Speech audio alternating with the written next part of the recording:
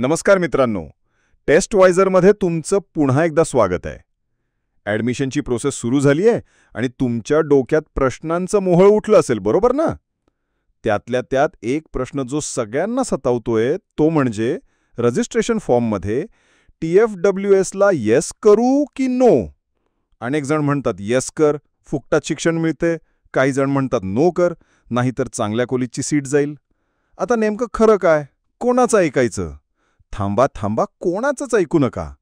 आज आपण कोणाच्या IQ माहितीवर नाही, तर थेट पुराव्यानिशी डेटासोबत बोलणार आहोत.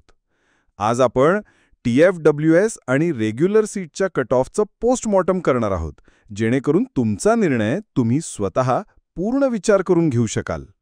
चला तर मग सुरू करूया. सर्वात आधी TFWS म्हणजे काय ते 2 मिनिटात समजून घेऊ. TFWS म्हणजे ट्युशन फी वेवर स्कीम. या स्कीम अंतर्गत तुमची पूर्ण ट्युशन फी माफ होते, म्हणजे जवळजवळ 80 ते 90% खर्च वाचतो. ऐकायला खूप छान वाटतं ना? जणू काही इंजिनिअरिंग ॲडमिशनमधला गरमागरम वडापाव आहे हा. आणि यासाठी पात्र कोण? तर महाराष्ट्राचा कोणताही विद्यार्थी ज्याच्या कुटुंबाचं वार्षिक उत्पन्न 8 लाखांपेक्षा कमी आहे, तो यासाठी पात्र आहे.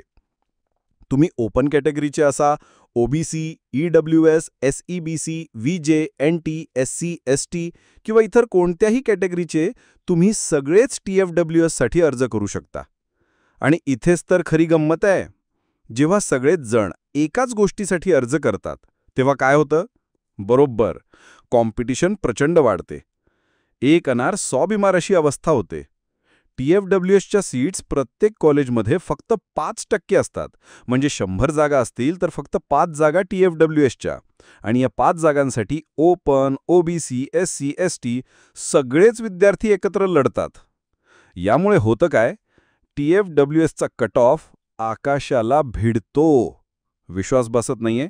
थांबा, मी तुम्हाला हवेत गप्पा मारत नाहीये. चला आपण थेट मागच्या वर्षीच्या ॲडमिशनचा डेटा बघूया. तुमच्या स्क्रीनवर बघा. आपण काही टॉपच्या कॉलेजेसचं उदाहरण घेऊ. पहिलं उदाहरण COEP पुणे, सगळ्यांचं स्वप्न. इथे कम्प्युटर सायन्ससाठी ओपन कॅटेगरीचा कट ऑफ होता 99.96%. आता त्याच ब्रँचसाठी TFWSचा कट ऑफ बघा. तो आहे 99.98%. बघितलं? ओपनपेक्षाही जास्त. आता जरा कॅटेगरीच्या विद्यार्थ्यांसाठी बघूया. COEPमध्ये SC कॅटेगरीचा कट ऑफ होता 99.34%. आणि TFWSचं किती आहे? 99.98%. म्हणजे एका SC विद्यार्थ्याला त्याच्या कॅटेगरीतून COEP मिळण्याची शक्यता खूप जास्त आहे. पण TFWSमधून तीच सीट मिळवणं जवळजवळ अशक्य आहे. आता दुसरं उदाहरण घेऊ. PCCOE पुणे. इथे कम्प्युटर इंजिनिअरिंगसाठी ओपन कट ऑफ आहे 98.73%. तर TFWSचा कट ऑफ आहे 98.88%. पुन्हा जास्त. आता इथे OBC कॅटेगरीच्या कट ऑफ बघा. 98.56%. म्हणजे एका OBC विद्यार्थ्याला त्याच्या कॅटेगरीतून सीट मिळवणं सोपं आहे. आता शेवटचं उदाहरण घेऊ.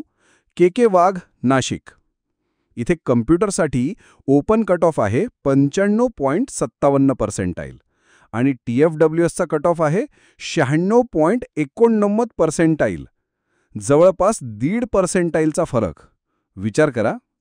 यावरून एक गोष्ट तर स्पष्ट झाली असेल, TFWSची सीट मिळवणं म्हणजे लोणण्याचं वाण आहे.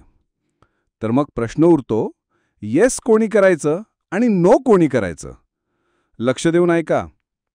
जर तुम्ही SC किंवा ST कॅटेगरीचे विद्यार्थी असाल, तर तुम्हाला सरकारकडून ऑलरेडी फीमध्ये प्रचंड सवलत मिळते. तुमची फी जवळजवळ माफच असते. तुमच्यासाठी तुमच्या कॅटेगरीचं आरक्षण हे TFWSपेक्षा खूप मोठं वरदान आहे. तुम्ही जर TFWSच्या मागे लागलात, तर कदाचित तुमच्या हक्काच्या कॅटेगरी सीटला सुद्धा मुकाल. हे म्हणजे आपल्या ताटातला सोडून दुसऱ्याच्या ताटात बघण्यासारखं आहे. त्यामुळे तुम्ही विचारपूर्वक निर्णय घ्या. जर तुम्ही VJ, NT, OBC, SBC, SEBC, EWS कॅटेगरीचे असाल, तर तुम्हालाही तुमच्या कॅटेगरीच्या कट ऑफ आणि TFWSच्या कट ऑफमध्ये जमीन अस्मानाचा फरक दिसेल.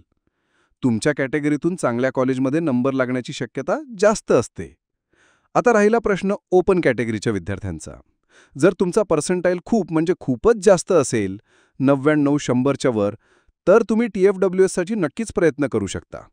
कारण फी वाचवण्यासाठी तुमच्याकडे हा एक उत्तम पर्याय आहे.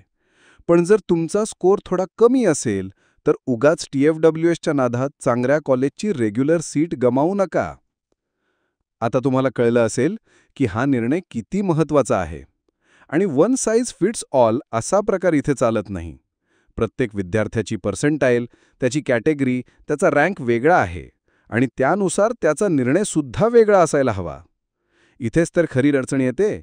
एवढ्या हजारो कॉलेजेस आणि लाखो विद्यार्थ्यांच्या डेटामधून आपल्यासाठी बेस्ट काय आहे हे कसं ठरवायचं? काळजी करू नका. यासाठीच टेस्टवायझर तुमच्यासोबत आहे. तुमच्या पर्सेंटाईल, तुमच्या कॅटेगरी आणि तुमच्या पसंतीच्या ब्रांचनुसार तुम्हाला कोणती कॉलेजेस मिळू शकतात याची एक परफेक्ट, 100% अचूक आणि तुमच्यासाठी बनवलेली पर्सनलाइज्ड कॉलेज लिस्ट आम्ही तुम्हाला देऊ शकतो.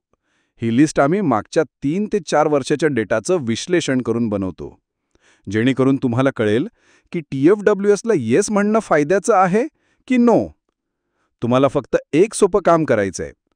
testwiser.com या आमच्या वेबसाईटवर जा. तिथे get your personalised college list नावाचा एक फॉर्म दिसेल. तो फॉर्म भरा, तुमची माहिती सबमिट करा आणि काहीच वेळात तज्ज्ञांनी बनवलेली तुमची स्वतःची कॉलेज लिस्ट थेट तुमच्या व्हॉट्सॲपवर येईल. लिंक खाली डिस्क्रिप्शनमध्ये दिली आहे. आजच तुमचा फॉर्म भरा आणि ॲडमिशनच्या टेन्शनमधून मुक्त व्हा. मित्रांनो, लक्षात ठेवा, एक योग्य निर्णय तुमचं करिअर घडवू शकतो. त्यामुळे कोणाच्याही बोलण्यावर विश्वास ठेवू नका, डेटावर विश्वास ठेवा आणि हुशारीने निर्णय घ्या. व्हिडिओ आवडला असेल तर नक्की लाईक करा. तुमच्या सगळ्या मित्रांसोबत शेअर करा ज्यांना या माहितीची गरज आहे. आणि हो, टेस्टवायझर चॅनलला सबस्क्राईब करायला विसरू नका, कारण ॲडमिशनच्या प्रत्येक टप्प्यावर आम्ही तुमच्यासोबत आहोत. भेटूया पुढच्या व्हिडिओमध्ये. धन्यवाद. www.testwiser.com is a digital learning platform for students to prepare for board and competitive exams, offering chapter-wise tests and full-length mock tests, study material like video, PDF notes, DPPs, MCQs, theory, and most important Maharashtra Engineering Admission Counseling across multiple domains.